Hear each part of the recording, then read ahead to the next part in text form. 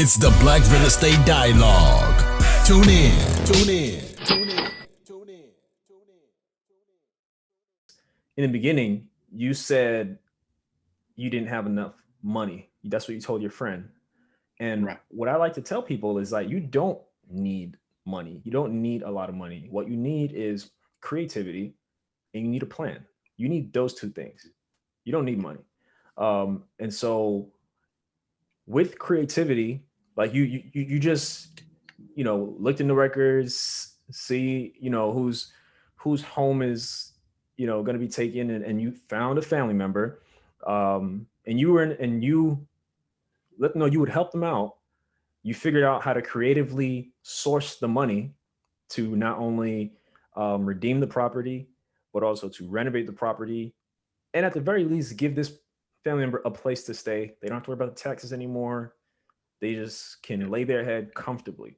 So I Right. think, and you mentioned the 401k loan as well. So I just want people to understand that you know you just have to be creative. There is money available. You just have to turn over every stone, literally, in some cases, especially Yeah. most for the most part when you're starting out. Yeah, man. I definitely agree with that. It's more around educating yourself, really. Hmm. Um, that's the major key, man. Just to really, if investing is something you really want to do, you got to really immerse yourself in it, and you got to read, you got to network, you got to get the information because even if you have the money, if you don't have the information, all you're gonna do is most likely buy a bad deal. You're gonna make a bad mistake. So you definitely gotta educate yourself, and that'll allow you to get creative when you kind of know um, all the different aspects and all the factors that you can kind of work to get deals done. So yeah, I agree with you. Definitely, definitely. So you got that deal done. What was it? What was it like going through that rehab experience? Did it need a whole lot of work? Was it just some minor updates? Like, what was that process like for you starting out? Man, so okay, so it needed quite a bit of work. It Hmm. needed quite a bit of work, but I had I had an edge in this area. I had an edge. Um, Me and my wife been together a long time, and one of the things she used to talk about was how her dad could just do all of this work. Like my dad could fix this, my dad could do that, and when we lived in our first house, um, our air conditioner went out one day. And I was like, man, it's like it's August, it's super hot. We got to get this fixed. She was like, call my dad first before you call, like a big company, whatever. Called her dad and Sam, man, he came over, he was troubleshooting the unit, found out the issue.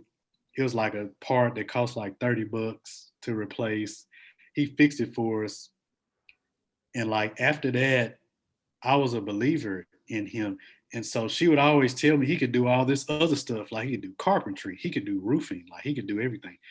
And so when we were about to do this renovation, I had hired this guy to start doing. He was going to lay some tile flooring in the house. Hmm. I had hired this guy. The day the job was supposed to start, guy wouldn't pick the phone up. He wouldn't answer the phone. I'm like, where is this dude at? Like, we ready to go. I'm ready to get this thing started. Couldn't get in contact with him. So I called her dad.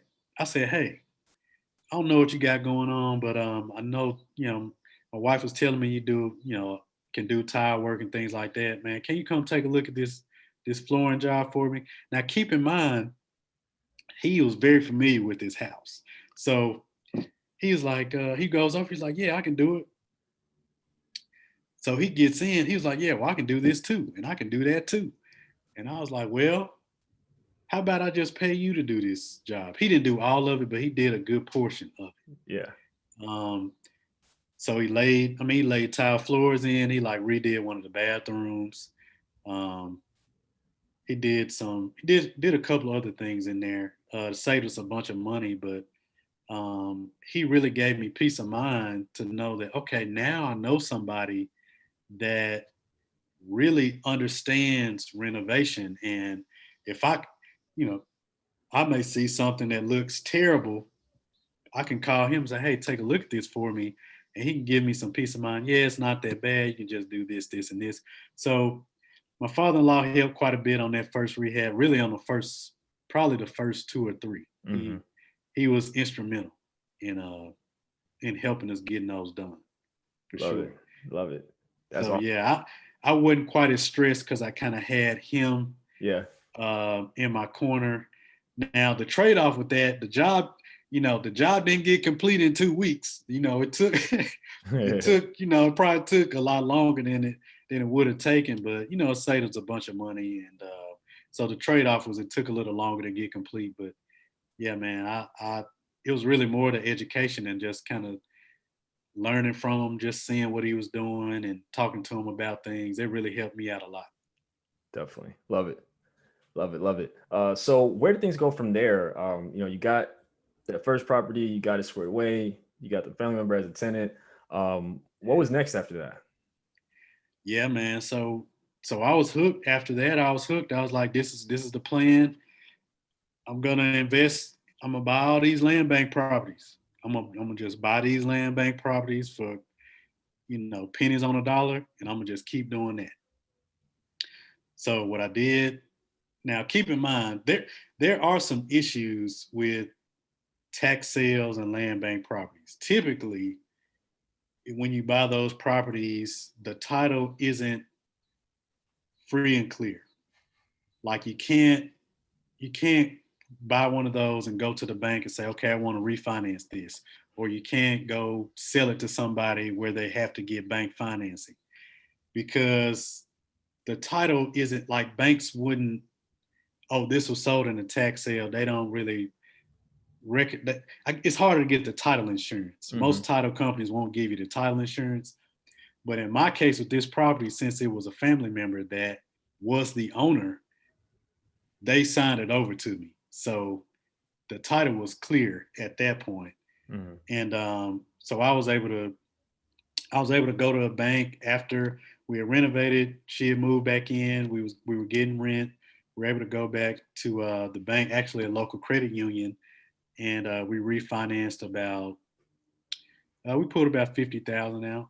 Wow. We put about 50,000 out, and we bought two more properties from the land bank. We bought one for like $7,000. We bought one for like 10, and we bought a third one where we had a partner on it. It was like $8,000, which we ended up selling that one down the road. But that was kind of the first. So we had those three, and we renovated those, got those rented out. My father-in-law helped a lot with those renovations. And that's what we had for a long time, because this is what I want to get into. Yeah. It seems like after that, you can imagine how I was feeling Mm-hmm. after that happened, because that was in a relatively short period of time. Like we went from 0 to like 4 properties, like just like that. It seemed like. And how short of a time span? It was probably maybe like a year. Wow. Probably like a year, maybe Wow. a year, 18 months, something like that. Yeah. And so I'm like geeked. I'm like, man, I'm gonna be able to quit my job and like, I'm like pumped up about it. Man, it's like maybe 6 months after that, out of town investors, man, out of state, out of the country, they would come in and buy. Oh, there are 50 properties, we want all 50. Or there are 100, we want all of them. And so deals were drying up. On top of that, there are a lot more people locally kind of caught wind of it, and it was just a lot more competition in that space. Yeah. And I couldn't get any more deals, because the way it works is they'll list the property, say they'll list it for $5,000, right? But if there are multiple offers, like say I come in and say, hey, I want to purchase this, and you come in and say you want to purchase this, and then 5 other people want to purchase it, then we all have to go to a bid off between all of us, and it'll go to the highest bidder. Yeah. So I was having that happen to me a lot. something would get listed for $5,000, it'll price get driven up to like 40,000 or, something like that. Because with these properties, once you win the bid, like you got 30 days to pay it. Like it's not, you can't go to a bank and say, hey, I want to borrow $40,000. Like you have to have the money. Right. And so all those deals kind of dried up. So we didn't do anything for like 2 years. Yeah. We cash flowed those properties, which we sold the one that we had partnered with someone on. Mm-hmm. But we still had those 3 that we were cash flowing those. And I just kind of didn't do anything, man. I was kind of discouraged. I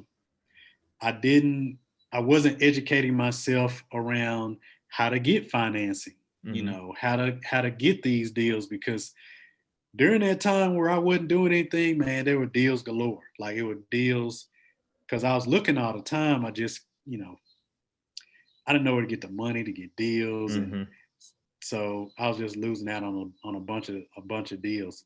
So the pandemic was the blessing, man. That was the blessing in disguise for me. Talk to us about that. Yeah, man. When the pandemic happened, I kind of I was at home more, didn't have to go to the office.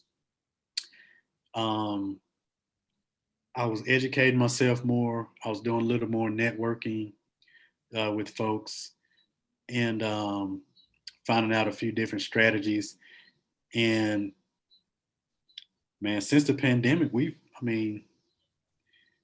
got 10 doors now. Wow. And all of those, that's all since the pandemic. We had those 3 since the pandemic, man. We've got 6 or 7 units since then. And it's just all about, it was just educating myself, man, and taking the time to, if I really want to do this, people are doing deals. Like, how are they doing deals? Like, how are they getting deals? And so instead of just feeling sorry for myself, like, man, I can't find any deals like I had anticipated. Yeah. What other route can I take? So that's what I did, man. The pandemic was a blessing in disguise, man, for sure. Yep. Amazing. Hi, everyone. Sam here from the Black Real Estate Dialogue. Make sure to hit that notification bell and that subscribe button, and to visit us at blackrealestatedialogue.com.